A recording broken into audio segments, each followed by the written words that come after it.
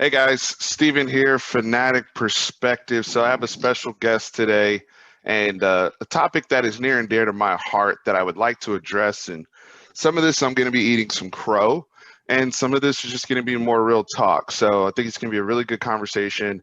One of my best friends, Mr. Bruce from One Chance Many Sounds podcast. Bruce, what's going on, man? How you doing?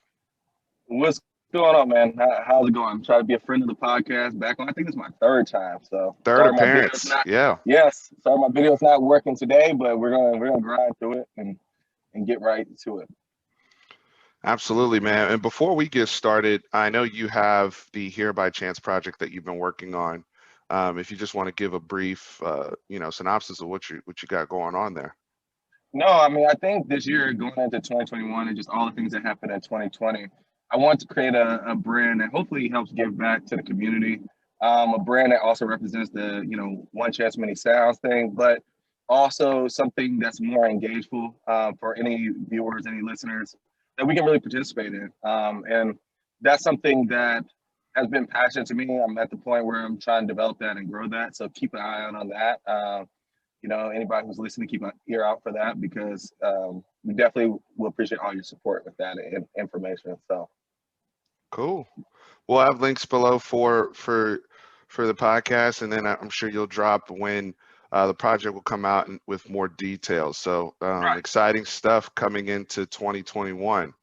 Yeah, just go follow us at the Here by Chance Project _, or you can follow us at One Chance Many Sounds. So Perfect.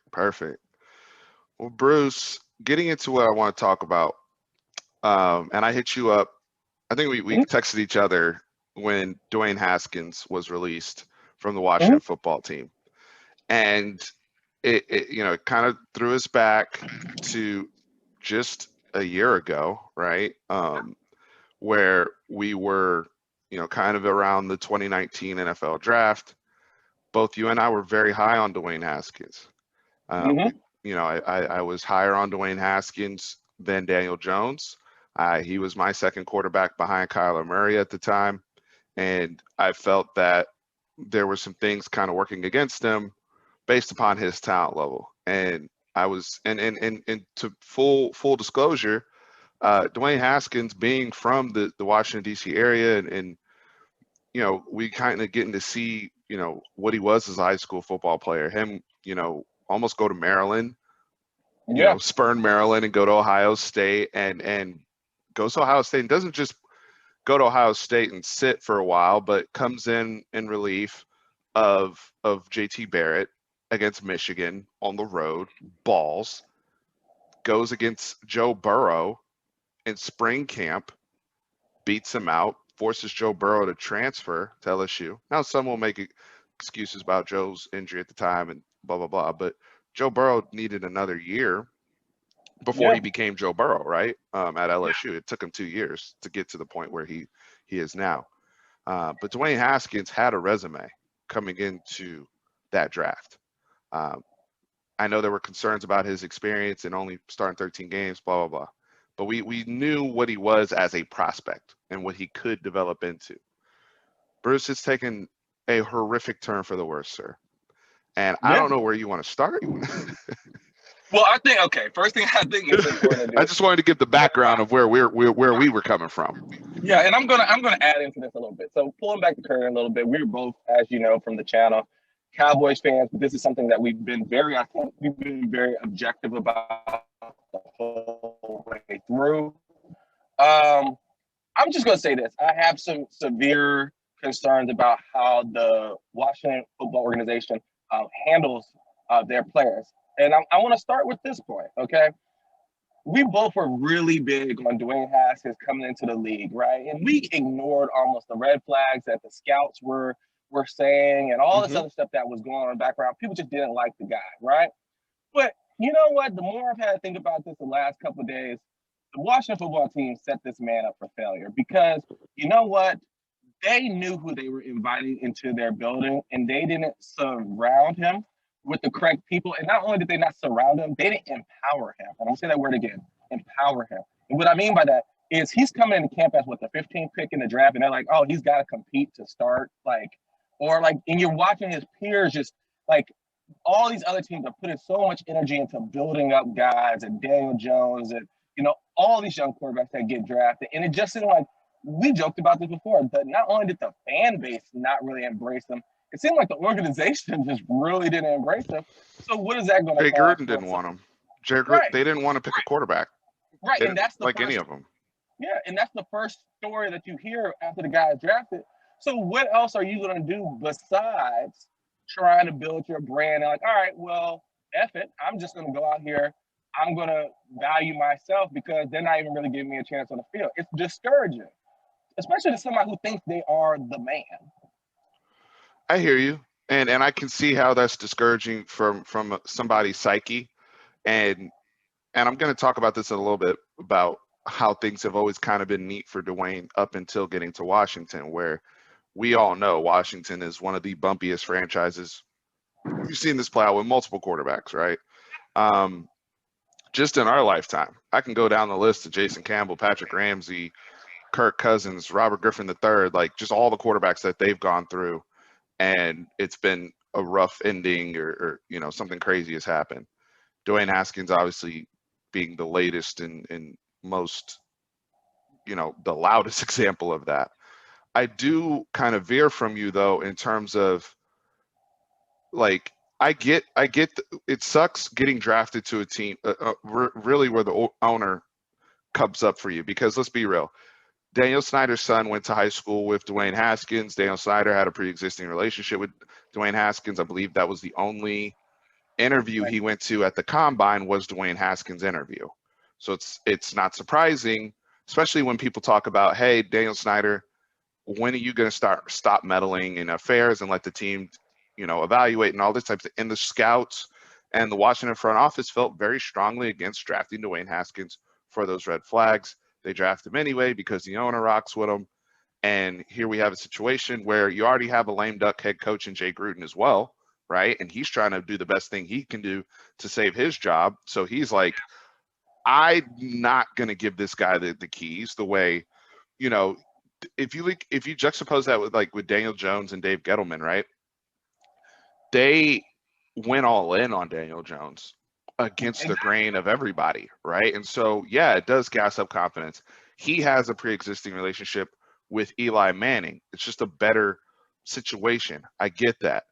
But can you still pout when you get to camp? Can you at what point is it personal responsibility to handle your business and exceed and excel? Because especially as Black men in the industry, right? Because there's a racial component that a lot of people have brought in, and we're going to discuss that as well. But growing up, like me coming into corporate America, and I know you were told this as well, high school, coming out of college, you have to work twice as hard to get half as much. And Dwayne, you got if you're not even, you come in and they're saying you're not ready to, you don't have the understanding of the playbook, or you don't understand what the defense is doing, and some of that is because of lack of experience. Who do you put that on, Bruce? Okay, I mean, the funny thing about this conversation is I feel like weirdly we switched places, and now I'm the Dwayne apologist, which is I know I was always the Dwayne apologist. But the more I think about it, so to your point, I'm going to use an analogy, right? You said something critical. You said as a man or as men. I don't think Dwayne Haskins came into this league as a man. I think the equivalent to what Dwayne Haskins did is coming into the league. Imagine, okay, I'll use myself as this example, okay? I went to, a well-renowned school in Northern Virginia, right? Where everything was pretty much handed to me in terms of I had all the tools that I needed to have to be successful, going to the next level. As long as there was that structure in front of me. When I went to, let's just say a university that it didn't have that structure, I was not prepared to succeed. Now, the question is, whose fault is that? Is it the fault that, I wasn't ready to adjust, or was it just that my norm was set up in such a way that I wasn't able to process the information? But not only that, in this Redskins situation, they were talking about the man couldn't read the playbook. Like, they're putting out so much bad stuff about him. And it's just like, So you don't even feel, you know that you're lacking in an area, but then the team's not even helping you really grow by supporting you and providing you with the structure. That's why I say you have to know who's in your building.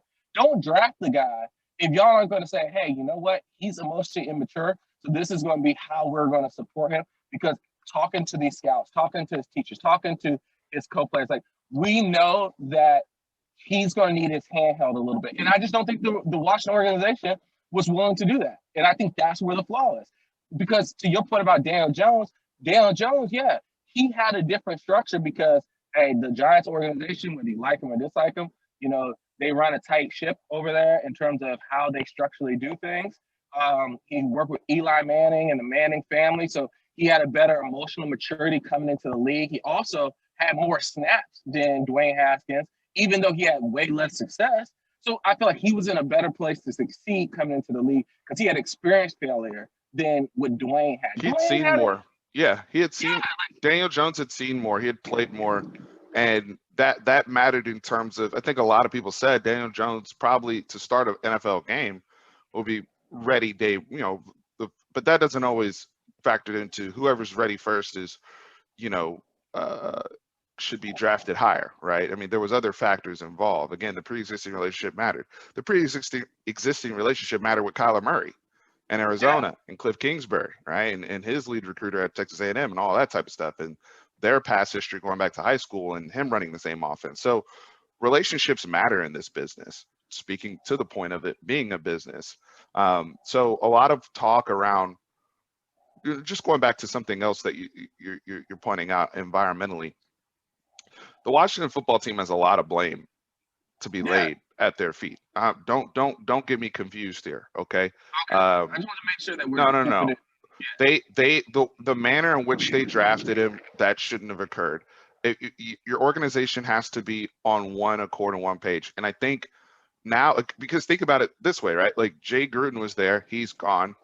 They now have Ron Rivera. They now have like kind of the interim GM. They've, you know, got Jason Wright in there as the team president now. Like they are in the middle of a massive culture shift on top of the filth that's been going on in their corporate structure with the ownership and people in the front office and how they've treated women there, right? So it's been a significant issue that they're trying to rectify there. Right, and they got women issues going on with that, and they have team name issues. They got like everything under the sun, like that could go wrong. They have going on at one time, and so. It's home. It was home for him too. I mean, I know he's originally from New Jersey, but in terms of where he grew up as a high school kid, he's from the area, and those things always either work out great, like Chase Young, who's from the area, or they can backfire, especially when you're from an area and people don't really rock with you like that. Now, I do want to say this. Most of my blame still goes to Dwayne Haskins because you have to have control over your own situation.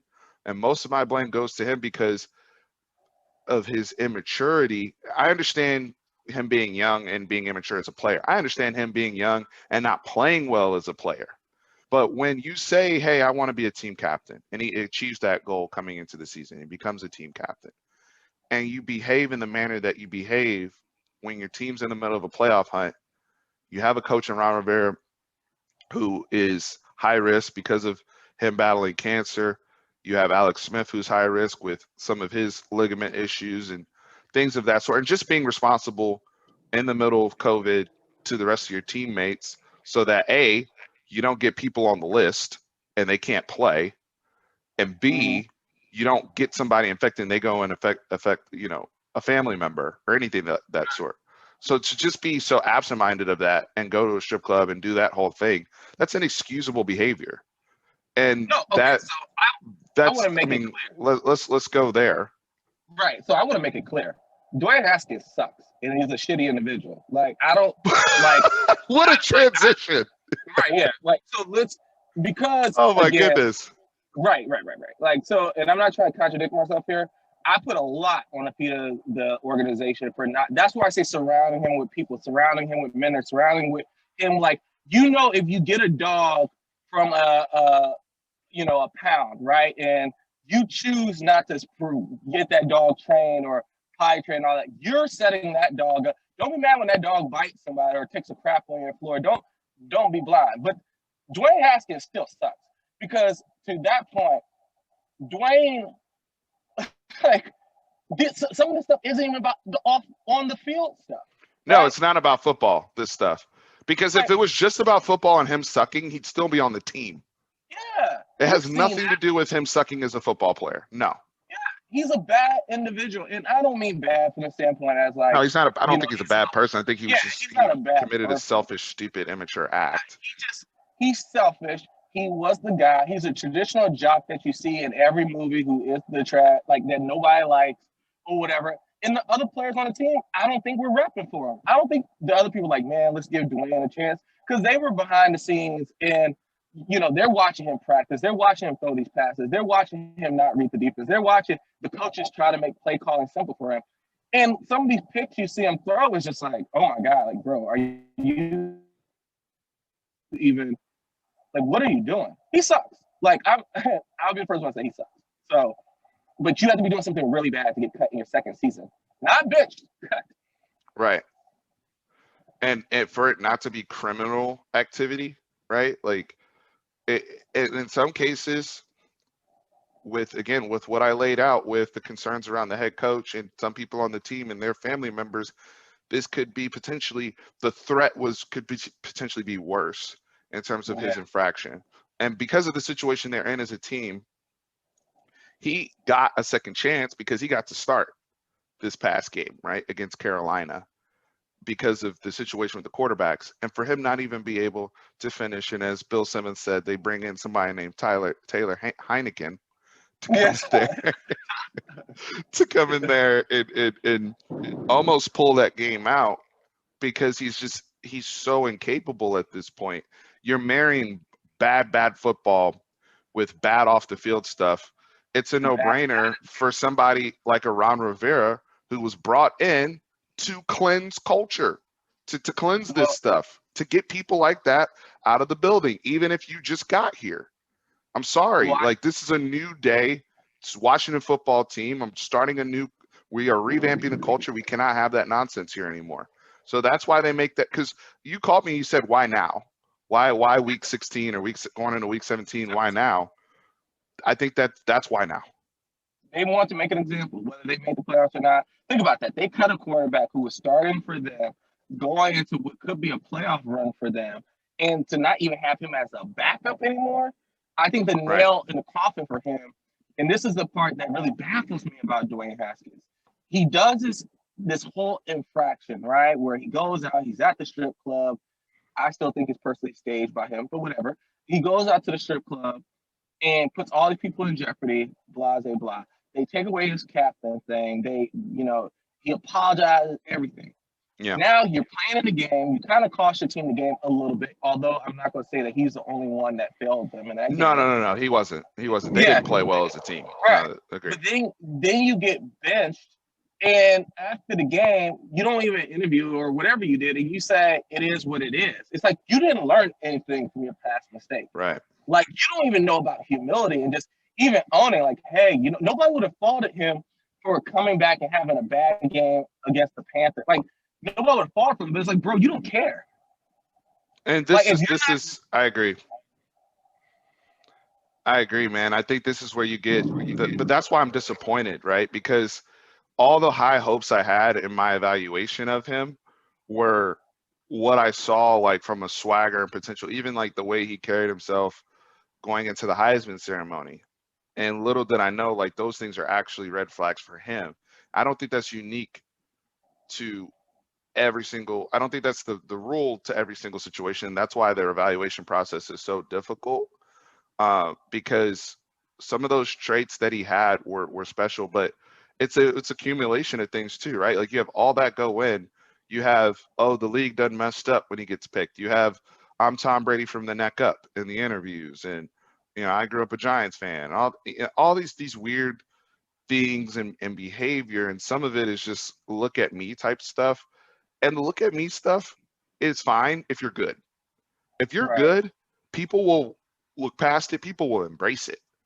and that's where I kind of defer from like even what Booger McFarland said when he paints with the broad brush over all the African American players in the league and saying that this is a persistent issue. I think there are some things where, yes, he has validity in saying in terms of the understanding it's a business, in terms of working at your craft, especially if you're a quarterback as the head CEO of that business and operation. Dwayne Haskins was in no way, shape, or form prepared for that role. We saw that very, very quickly here.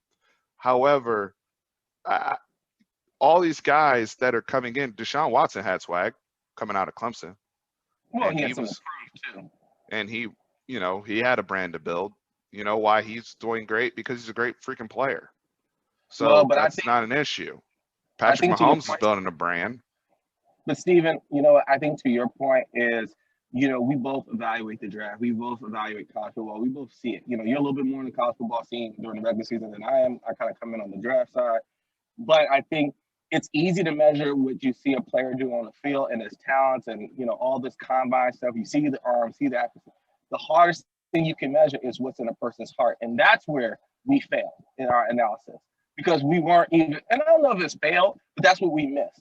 Because clearly you can tell. We don't have access to some of that stuff. Right. But I told you, I think it's all for show. I don't know that Dwayne Haskins loves football. Like, there's nothing that he's done since leaving college. I think he had 1 year success in college, went to the pros, right?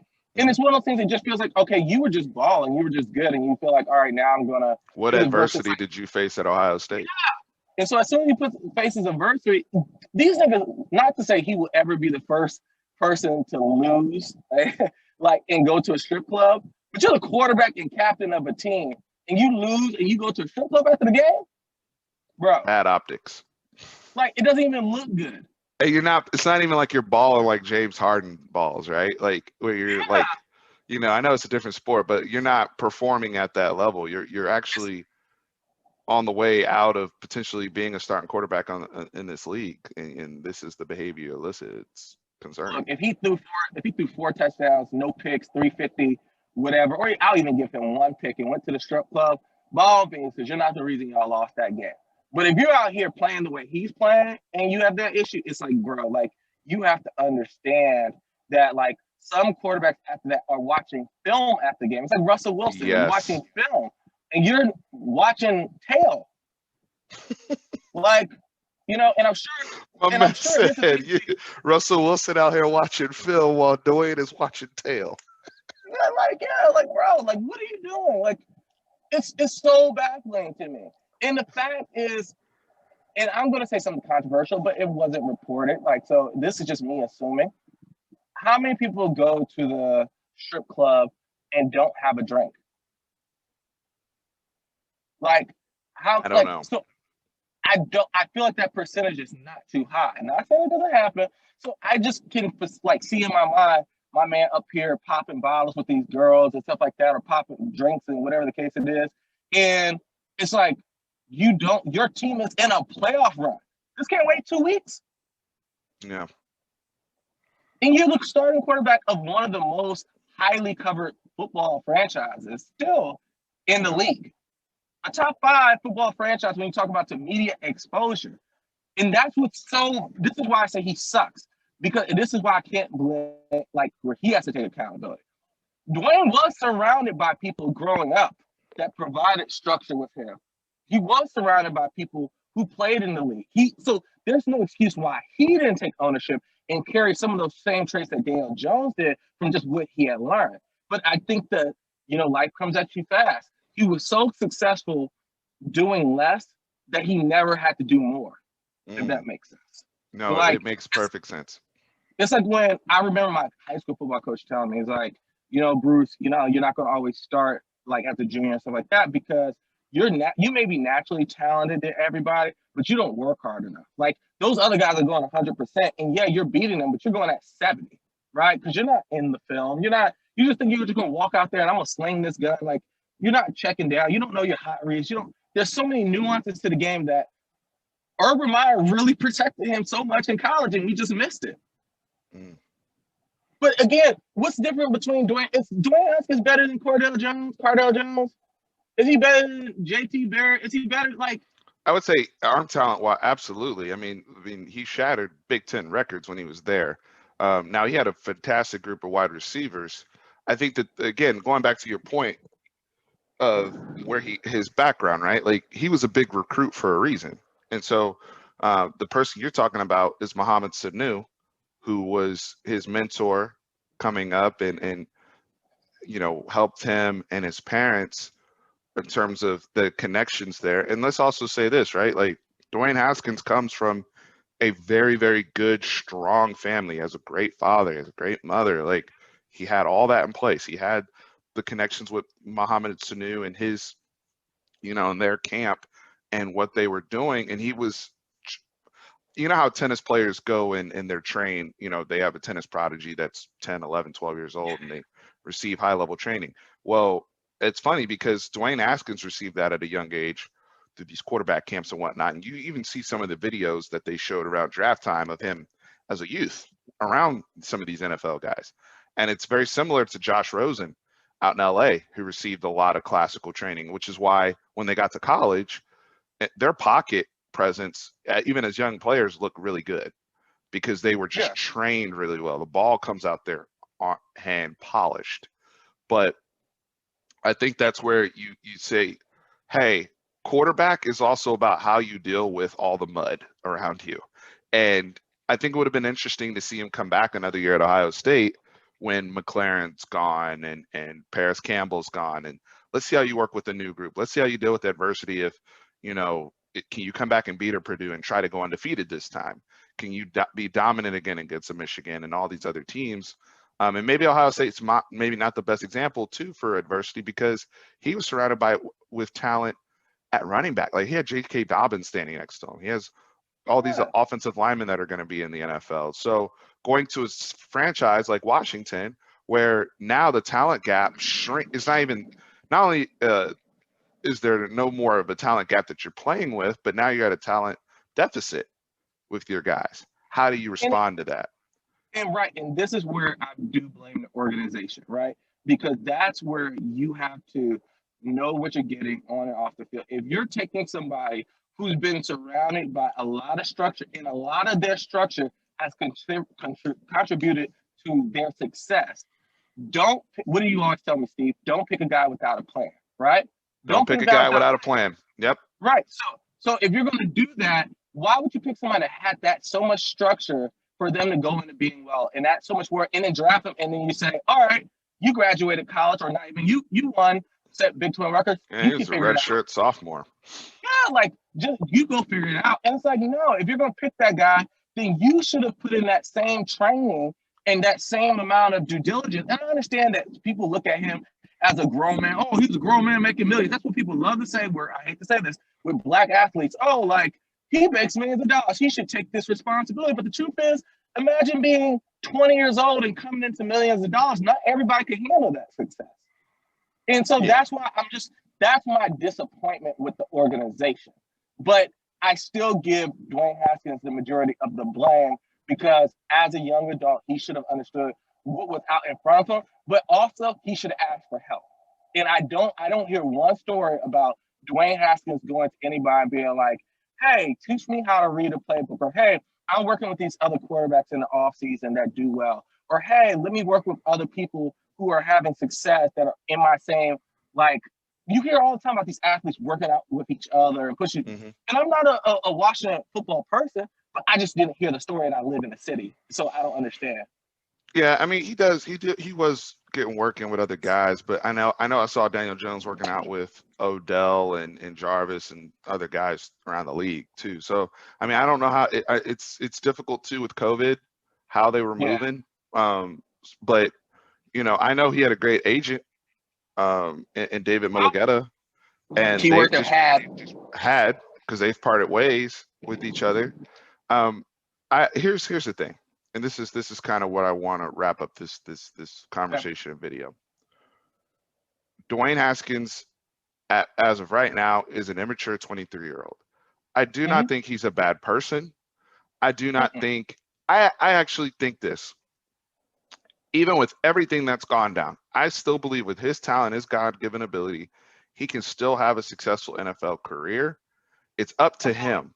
I don't know if he'll get the opportunity again, but when I say a successful NFL career, I'm talking about from this day forward, are you going to do everything in your power to fix things and clean up your life too, right? Because these situations here, I believe this brother has hit rock bottom. I believe this brother has gone from just a couple years ago being in a Heisman race to now being an embarrassment and being compared to people like Jamarcus Russell and Johnny Manziel. That's very, very embarrassing.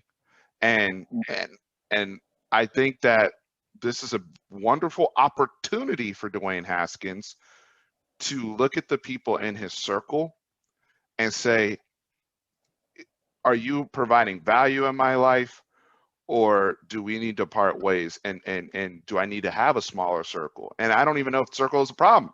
But what I'm saying is surrounding yourself with people who can help uplift you, and also just making the decision of like, if I get an opportunity like this again, I cannot squander this.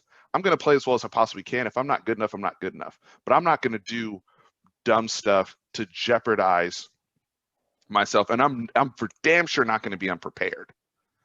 That's what pissed me off, because I defended him on the board, and I defended him in terms of, to me, one of his greatest things was his timing at Ohio State for a young player was awesome. He always got the ball out on time. He was very, very accurate, especially short and intermediate. He had a big arm for the deep balls. His ball placement at times was phenomenal. And we didn't see any of that in the league because you're unprepared. You play with no confidence. And now you look like trash. Right. In the league, you can't just throw to the zones. Like, you got to know what you're seeing in front of you. You can't just go out there and just think you can put the ball up anywhere. He's going to go one of two ways, man. He's going to go one of two ways. Either he's going to fix this, and you might have to sit on the bench for 3 or 4 years, brother. Or you're out, you're gone. And you're synonymous with Ryan Leaf and Johnny Manziel and Jamarcus Russell. And in some cases worse than them because you only played a year and a half. Or 2 years, essentially, but still. I think my thing, like I said, to wrap it with Dwayne, is he's got to, he has a lot of time, but he's got to humble himself and really have a come to Jesus thing. Because again, with him, when people start separating themselves from you, when organization separates itself from you, it seems like him and even Scary Terry's relationship, and maybe they are still boys behind the scenes, but you're hearing less about, his relationship with other players on the team. And then ultimately your agent separates with you. Like, you have to really look at yourself in the mirror as a young adult and say, all right, I'm going to have to put in the work still. And he's going to get another shot. People are going to call him and be like, hey, you want to come in. Just like they did work with him James. out. Absolutely. Yeah, they're going to work him out. But he's got to come in the building, say, hey, this is what I struggle with. This is what I'm going to do different. And the team, whoever decides to take him on as a project, also is going to have to say, all right, dude, like, realistically, we don't even want you to play, but we're committed to making you a better player, and we're going to surround you with the right tools to succeed. So whether he blows that opportunity or not, I personally think if I had a bet on it, he's going to blow it, but he could show me wrong. You know why you're betting that way, though, is because you asked the key question, does he love football? That's what this all comes back to with so many of these guys, right? Like, if you love ball, you will cut some of the stuff out of your life if you truly, truly love it. And I'll never forget a good friend of mine told me this, that went on to play college football, and he finished, he graduated, was a good player.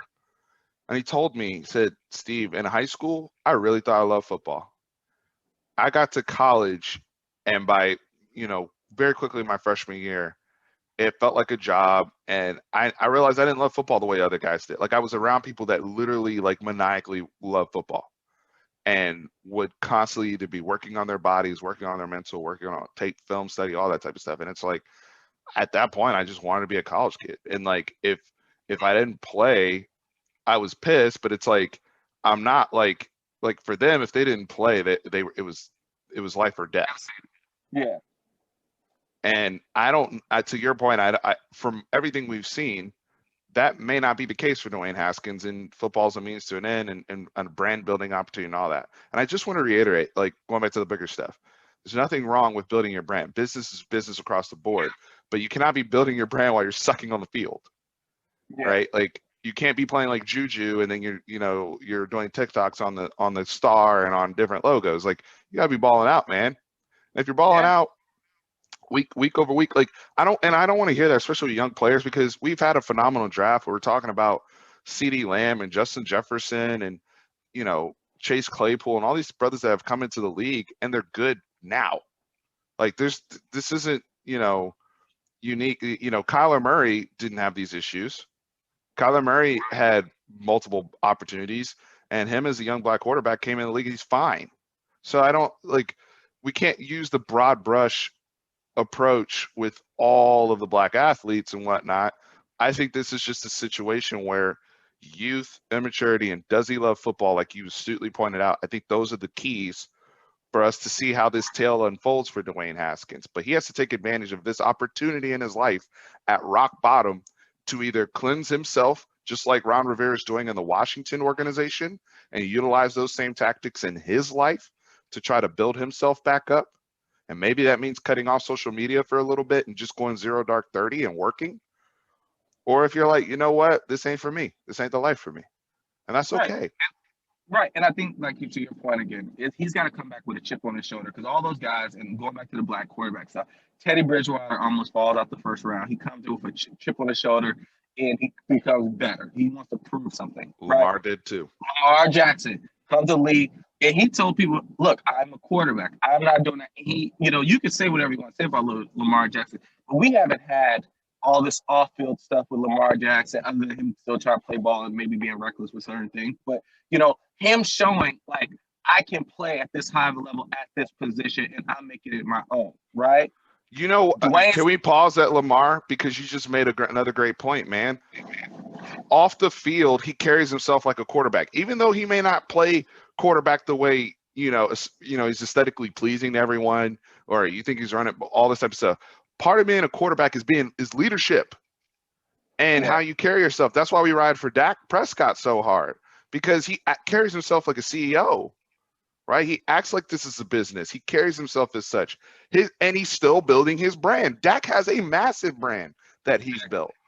Lamar Jackson has built a very, very nice brand for himself. But is he out there on IG and all that? And you can tell the teams, right? We know how the Cowboys ride for Dak. And I see it with Baltimore. When he came back in that game against the Browns, and they damn near almost carried Lamar Jackson off the field. Right. That's their quarterback. Bro, let's put it in perspective. Who else did Ron Rivera coach for about 6-7 years? Cam Newton. That's Cam Newton, right? We can all agree Cam Newton definitely did not come in the league the most mature player ever, right?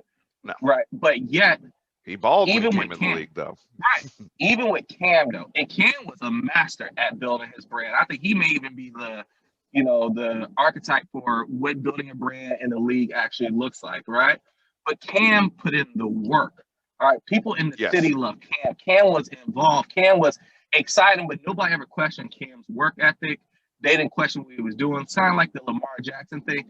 And ultimately, that's what, if Dwayne's focused on building his brand, that's what type of player he has to be. I would love to see him come back, take his body seriously, come back and shape his arm, like we said, watching Dad. The ball popping off his arm. He's throwing with better anticipation. All these different things that he is in control of. Nobody else is in control of that. If Absolutely. He can show that, like you said, I think the best thing for him would go 0 dark 30, work on his body, work if he loves football, work his body, work on his craft, get an audition somewhere, and just show, like, yeah, I may make mistakes, but, like, we can tell this bro's put in work. Like, like he's on an upward trend versus, like, he's allowing this to affect his psyche and he just doesn't care. Like, all right, cool. So 100%, man. And nowadays, and to be honest with you, and last thing I'm gonna say is, to be honest with you, he may have to accept going to a practice squad. Yeah. That's not even. That'd be a good call right now. Yeah. If I had a chance to meet him or talk to him, I'd just say, man, write your own story, bro. You're already, like, in some cases, you are a cautionary tale already now, but, like, you can also be a great redemption story as well. You decide. That's the funnest part about life. You get to decide. and you're 23. You still got 5 23 years. years old. You're gonna be 28. So you got plenty of time.